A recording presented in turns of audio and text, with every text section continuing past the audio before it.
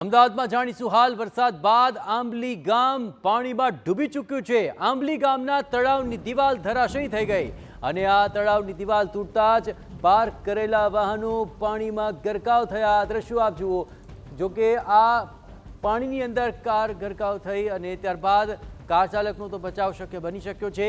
આંબલી રોડ પર ટ્રાફિક જામની સ્થિતિ જોવા મળી હતી, પરંતુ વરસાદ બાદ કેવી હાલત થઈ છે અહીંના વિસ્તારની તે જુઓ। આખે આખું જે આંબલી ગામ છે તે જળભરાવની પરિસ્થિતિનો સામનો કરી રહ્યું છે। આંબલી ગામ જાણે કે પાણીમાં ડૂબી ચૂક્યું છે અને તેની આ તસવીરો જુઓ। અહીં આંબલી ગામના તળાવની દિવાલ ધરાશય થઈ ત્યારબાદ આ વરવા દ્રશ્યો સામે આવી રહ્યા છે। આ કાર પાણીમાં ગરકાવ થઈ, જો કે કાર ચાલકનો આ બાદ બચાવ શક્ય બન્યો છે। આ કાર ચાલક અહીંથી પસાર થઈ રહ્યો હતો, પરંતુ અહીં પાણીનો જે પ્રકોપ છે તેનો અંદાજ તેને ન લગાવી શક્યો અને આ ઘટના ઘટી ગઈ। અહીં આંબલી ગામનું જે તળાવ છે તેની દિવાલ તૂટી અને ત્યારબાદ આ પરિસ્થિતિ સામે આવી રહી છે। આખે આખું આંબલી ગામ અત્યારે પાણીમાં ગરકાવ છે। આંબલી ગામના તળાવની દિવાલ ધરાશય થઈ છે। આંબલી ગામ વિશે વધુ વિગતે વાત કરવા જોડાઈ રહ્યા છે ટીવી 9 સંવાદદાતા મિહિર સોની। મિહિર, આંબલી ગામના શું છે હાલ, શું પરિસ્થિતિ આપ જોઈ રહ્યા છો ત્યાં?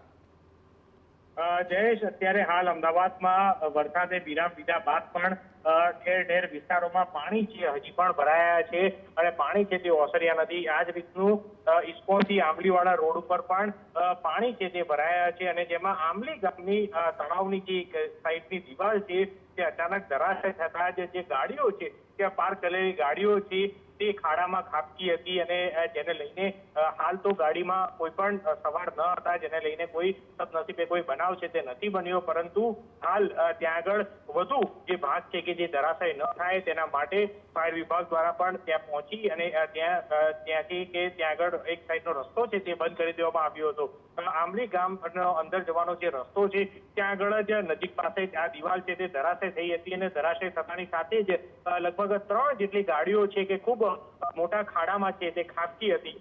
હાલ તેને જે છે ફાયર વિભાગ દ્વારા રેસ્ક્યુ કરી અને ગાડીઓ છે તેને બહાર લાવવામાં આવી અને ત્યાં આગળ કોઈ પણ ન જાય તે માટે પોલીસ બંદોબસ્ત છે કે જે પણ ગોઠવી દેવામાં આવ્યો છે। પરંતુ હાલ સ્થિતિ એવી છે કે ત્યાં આંબલી ગામ પાસે જે પાણી છે કે ત્યાં ભરાયા છે અને જેના કારણે વાહન ચાલકોમાં પણ ભારે જે ટ્રાફિક જામની સ્થિતિ છે અને ભારે હાલાકીનો સામનો છે તે કરી રહ્યા છે।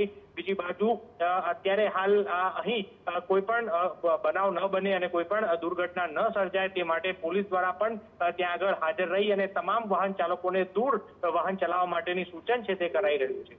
બિલકુલ મિહિર, તમામ પરિસ્થિતિ પર આપ નજર રાખતા રહેજો। તો મિહિર જે દ્રશ્યો બતાવી રહ્યા છે તે આપ જુઓ। આંબલી ગામની અંદર આ જળભરાવની પરિસ્થિતિને કારણે વિકટ દ્રશ્યો પરિસ્થિતિના સામે આવી રહ્યા છે। આ તરફ અમદાવાદના મણિનગર દક્ષિણ ઝોનમાં પાણી ભરાઈ ગયા। પોલીસ અને એએમસીની સંયુક્ત કામગીરી ત્યાં ચાલી રહી છે।